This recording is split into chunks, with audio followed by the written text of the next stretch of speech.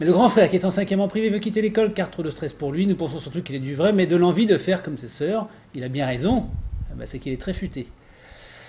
Nous réfléchissons car l'établissement est très demandé là où il est actuellement. Ah bon, alors, vous savez, là c'est un paramètre. Alors, il faut que vous sachiez non pas vous demandez s'il est très réclamé ou pas, mais si le fait qu'il soit très réclamé couvre le fait qu'il soit de bonne qualité.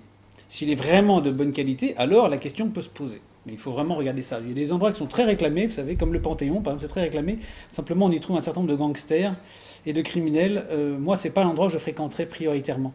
Il y a des tas d'endroits qui sont très réclamés, mais c'est pas parce que c'est très réclamé que c'est bien. À Tours, le principal établissement très réclamé est pas de bonne qualité.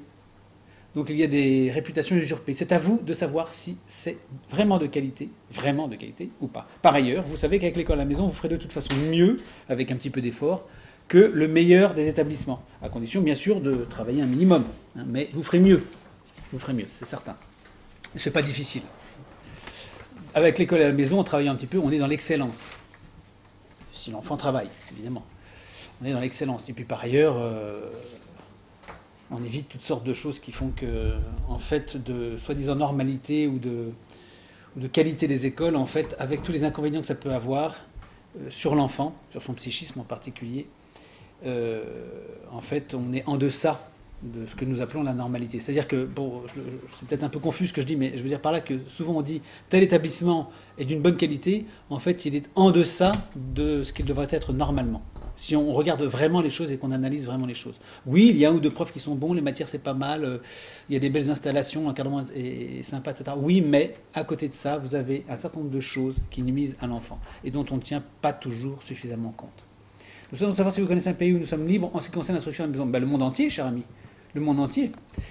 On est libre absolument partout, à ma connaissance, sauf en Allemagne. La France, ça commence à sentir le pâté, en effet, et le Québec. Mais sinon, tout le reste est libre, hein, vous faites ce que vous voulez. Pratiquement, enfin, il y a quelques exceptions, mais bon, vous savez, si vous vous déplacez, je le dis, enfin, nous l'expliquons sur la page qui concerne l'école à la maison dans le monde. Dès lors que, étant français, vous allez dans un autre pays, vous faites ce que vous voulez puisque vous êtes français, citoyen français, dépendant de la loi française au regard de l'éducation. C'est-à-dire que vous pouvez, vous, aller en Allemagne et faire l'école à la maison, les Allemands n'ont rien à vous dire. Vous avez un passeport français. Donc, vous avez la liberté absolue de le faire absolument partout. Si vous voulez épouser la nationalité locale, à ce moment-là, il y aura certains pays où il y aura certaines contraintes, mais enfin, moi je ne connais pas beaucoup de pays dans lesquels on soit empêché de faire l'école à la maison.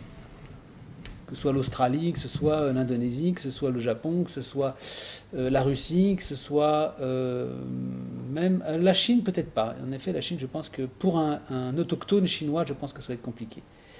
La Bulgarie, je sais pas, moi, la Hongrie, Costa Rica, le Venezuela, bon, tout ça, il n'y a pas de problème. Alors, j'ai pas tout en tête, mais vous pouvez aller sur le site. Il y a, sur la page dont je vous ai parlé, l'école à la maison dans le monde, il y a une liste de tous les pays avec la législation locale.